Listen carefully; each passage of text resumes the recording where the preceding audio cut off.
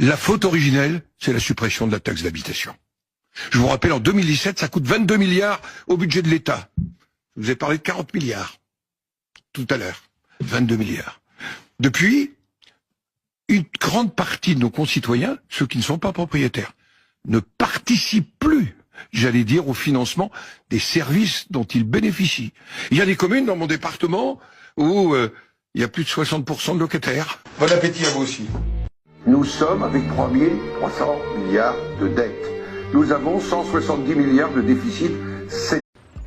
Mi-avril 2012, Emmanuel Macron aurait lâché à un proche « J'ai le week-end pour convaincre Nestlé de remonter le prix. Si j'y arrive, je suis riche. » Puis il fonce au siège de Nestlé, implanté à Vevey en Suisse, au bord du lac Léman.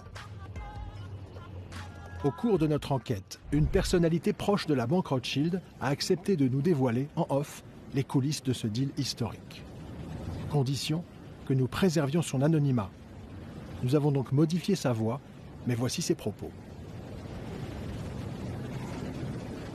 Scandale explosif en France, un réseau entier de centres de santé, Alliance Vision, vient d'être démasqué. 21 millions d'euros détournés à l'assurance maladie. Une fraude massive, organisée depuis l'étranger et pilotée depuis Israël. Derrière ce réseau, deux fondateurs franco-israéliens, Yair Haddad et Avner Tayeb. Des dizaines de centres ophtalmologiques, soi-disant au service des patients, mais en réalité, un système de fausses consultations, de surfacturation et de remboursement frauduleux. La justice parle d'un système ultra sophistiqué, avec des ordonnances fictives, des patients piégés à leur insu. Notre gouvernement donne de l'argent de nos poches tous les jours à Israël, à tous les niveaux. Pas seulement dans le commerce militaire de produits, etc., mais en l'autorisant, par exemple, à ce que tous les produits qui arrivent d'Israël en France soient dispensés de taxes de douane, comme si c'était un pays européen.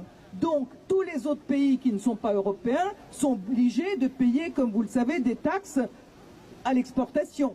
Eh bien, pas Israël, alors que dans l'accord d'association entre l'Europe et Israël... Les faits divers sont-ils d'extrême droite? Non, je suis pas au courant de ça. Les meurtres de Lola et de Philippine, celui de Thomas à Crépol, ont été instrumentalisés en boucle pendant des semaines par les médias de la fachosphère. L'extrême droite les adore, surtout lorsqu'ils permettent de désigner un coupable, toujours le même. C'est toujours les mêmes. Une personne issue de l'immigration ou des quartiers populaires. Ça, c'est une phrase forte. A contrario, lorsqu'elles en sont victimes, par exemple le meurtre de Naël. Toutes les morts ne se valent pas. La mort d'un Naël, par exemple, ne vaut pas celle d'un homme parfaitement irréprochable.